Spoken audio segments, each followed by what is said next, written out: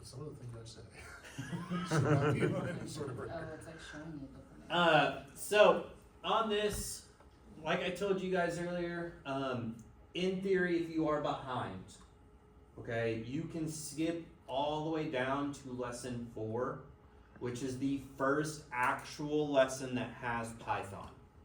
Okay, that's where we're going to start, but I will explain like what each one of these is going to be doing. So on our first one, literally it spells it out for you. It's just careers. It is a whole lesson about jobs and job markets that will be important for them if they go into this area. Okay, it's not a bad lesson, and it is good for them to know about careers. However, it is one that you can skip out because the rest of the units have already hit this in multiple ways. Stupid thought. Yeah. Can that be saved as like a sub lesson? Yes, it could. Because I think this one does have a, let me go into this real quick. It has an activity guide. I am like 90% sure. They make a vision board, so yes. Okay. So they would create their own vision board on what job that they pick and all that good stuff. But yes, it would be a good sub lesson for you guys to get to if you're already in Unit 2, because for your students to get to Unit 2 is a pain unless you're assigning it to them, which I will show you how to do after we're done. But as a heads up, you can do that as a sub lesson. Oops. Sorry. There we go. Lesson 2 just gets them into thinking about how computers and you as a person should probably think about your problems in your life. Essentially decomposing them and working at them one at a time. Great lesson. It's great, like actual life advice, but not necessary if you need to catch up. Designing algorithms, essentially teaching them how to think about problems one step at a time. We did that last year as 6th graders. All 6th graders had computer science, so they should have had this at the very start of the their 9-week period where they think about algorithms, they think about flowcharts, and they put them to their daily lives. Like I specifically make them think about how they brush their teeth, and they think about each step in a critical way. Also informing those who don't how to do it. Yeah, and also finding out that some kids don't wet their toothbrushes at all. What the hell? What? Psycho. What the hell? That's I found that out multiple times, and I'm like, Wet it first. what? And then again after the paste. Like, come on. You're a But double I wetter. found out multiple I'm a kids double don't I'm a double wetter as well. I think don't so. actually wet at all, and they're 100% genuine.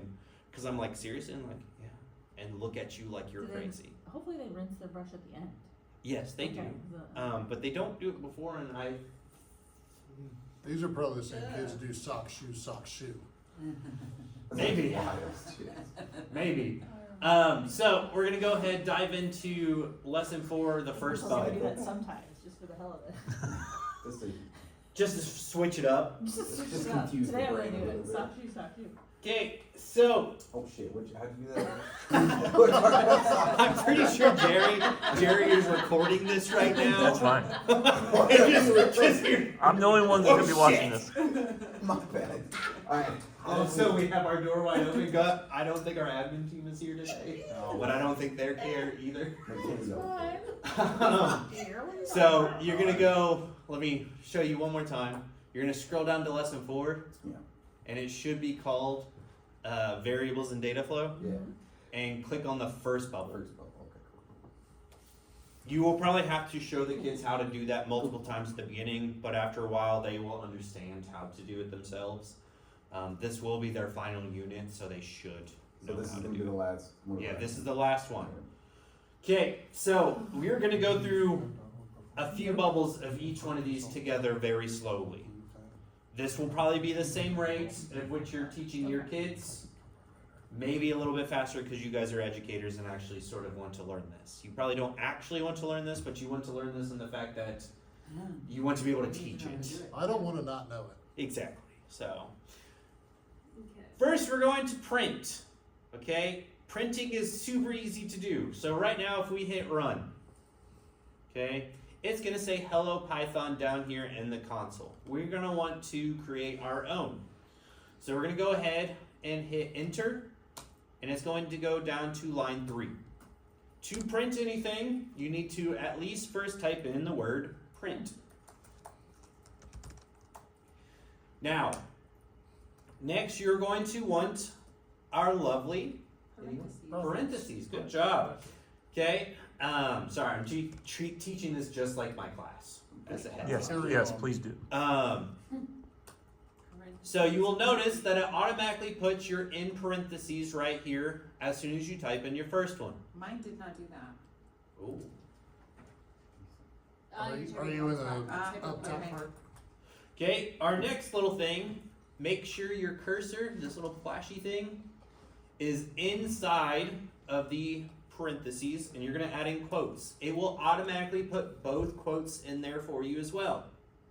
Okay, and now whatever you type inside of this portion right here is what's going to pop up.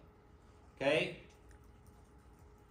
so whatever you type in here, so I'm going to put Wheeler said a cuss nasty. Said a cuss nasty. And now when we hit run, it's now going to say, hello Python, Wheeler said a cuss nasty. Okay?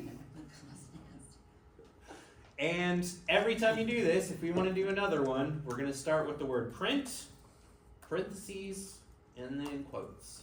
And it's super simple. It'll end all of them for you. Mine didn't put quotes in. Did you add the quotes? Because you have to Oh, add I one. put the first one, the second Mhm. came. So it's parentheses, quotes, and it'll add the ending Gonna add of the each. second one. Okay. Yeah. And then you just type in something else in here. Something. Yeah, I was about to do that too. Something else. And you hit run, and now you will have 3 lines down here. Pretty easy, self-explanatory. I won't explain much of this over here yet. Your students will have an AI tutor if they are needing extra help. It will it's a little chat bot for them to talk to try to figure how to do stuff. It is nice for them to use if it's kids who need the extra help. Because you can say, give an example. And it has prompts over here for them to use. But it will not give them the answer. Now, yesterday, you said they need to get used to reading everything on the left because Python. So now that we're in Python, as a teacher, are you explaining all of this, or are they reading and doing it on their own? So you're talking about the instructions? Yes. Yes, I will go through this with them every step of the way, and I will read this stuff out loud for the most part. I've gotten to the point where I can just show them and not read it. Right. But For us, for you, I we will will read read the it. left side. Where they specifically need to read it on their own is when we get to the later bubbles when they actually are doing their own work. Okay. That's important because you're leading them up to those points together so that they can work on their own at the end. So this is the we do. Yes. Eventually, it'll be the you do. Mm-hmm. Got And it. now that might be day 2. Just as a heads up. Like I said, this lesson, every lesson is at least 2 days for me. Just holding their hand the entire time until you do. Yes. Okay. And then they can always go back to these bubbles, even if they hit finish. So continue to level 2. They can go back to their previous work so that they can look at what they've already done. Are we going through all these bubbles today? No. Okay. We're gonna be skipping around. Okay. But I will go through each bubble and tell you what they do. If that makes sense? Yeah. Yes. What's that symbol called? Which one? Where it says hint, start with the line. Start the line. So I call it a hashtag. Okay. I've also heard it called the pound key. Heard it called. Yes. Heard it called. That's what it is. That's what it is. Well, see, it depends. people. Yeah. Shut your Look, I know it's the pound key, but I have picked up vernacular through my years, and now I'm just gonna call it the hashtag because that's so much easier to That's call than the yeah. pound key.